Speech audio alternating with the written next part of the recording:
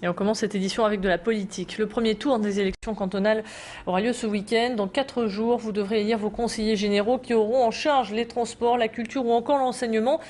Dans cette dernière ligne droite, nous vous présentons les candidats. Aujourd'hui, on s'arrête sur le portrait du socialiste Mehdi Masrour. Il est d'origine marocaine. Il se présente au canton roubaix. C'est même le favori à la succession de Bernard Carton.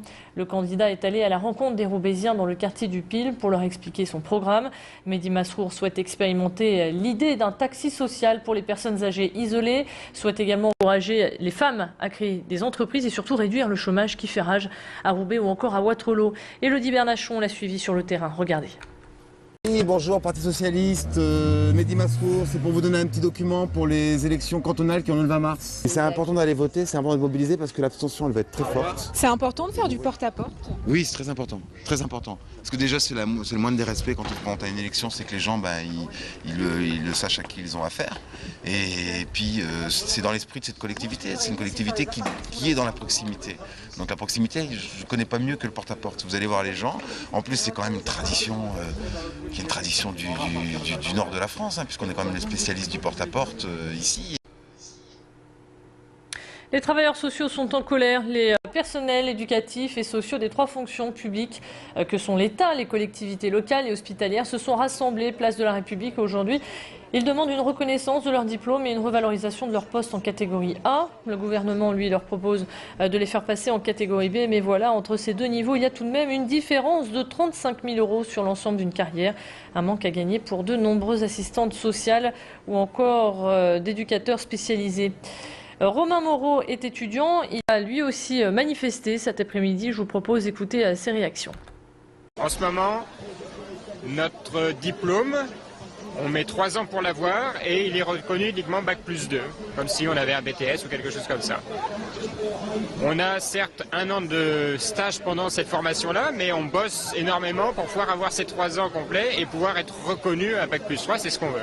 Et on n'est pas reconnu comme quelqu'un d'autre qui a un Bac+3 et du coup nos salaires sont moindres, obligatoirement. Bonne nouvelle à présent pour les usagers de la ligne Lille-Bruxelles. Les abonnés vont être indemnisés par la SNCF. Les 350 abonnés vont recevoir 200 € sous forme de bon d'achat, ce qui représente tout de même 70 000 € pour la SNCF. Ils dénonçaient, souvenez-vous, depuis plusieurs semaines des retards sur cette ligne. Appuyés par l'association Train Life, ils ont eu gain de cause. Mais un autre problème pèse maintenant sur le quotidien de ces usagers, c'est la suppression du train de 16h59. Retour donc sur cette histoire au micro de Baptiste Bic. Nous avons reçu un remboursement de 200 € en bon d'achat pour l'ensemble des 350 abonnés, soit 70 000 €. C'est une très bonne chose, ça couvre l'ensemble des problèmes qu'il y a eu sur la ligne durant le mois de janvier. Bon, il est évident que nous préférions avoir des trains à l'heure qu'un remboursement. C'est un premier pas.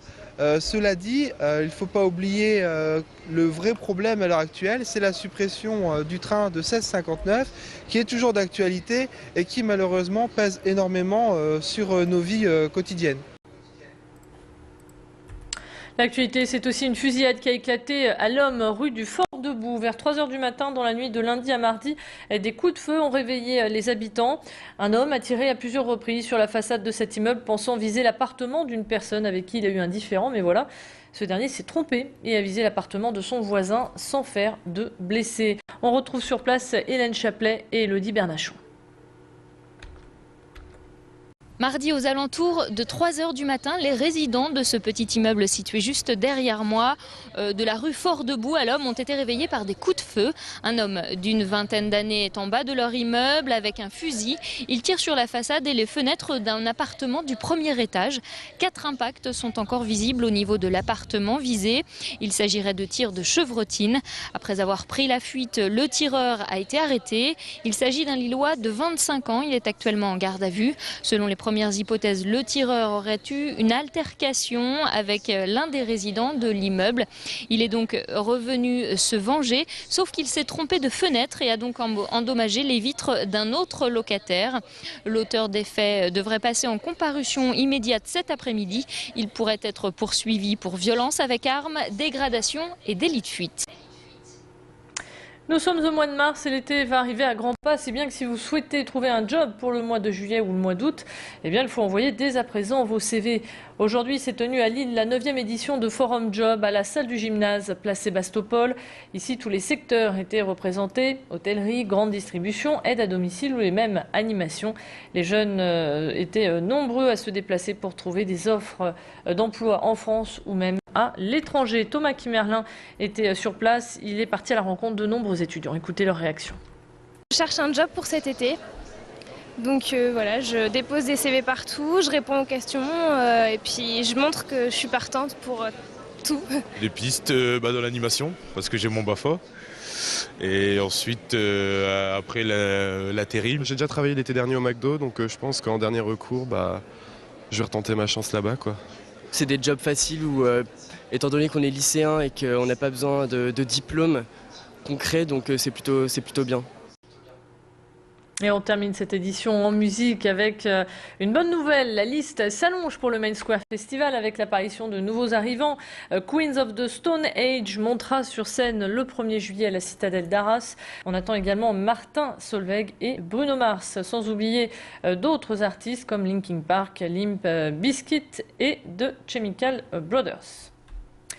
Voilà pour l'essentiel de l'actualité. Merci de votre fidélité. Restez avec nous. On se retrouve dans un instant pour votre page météo. À tout de suite.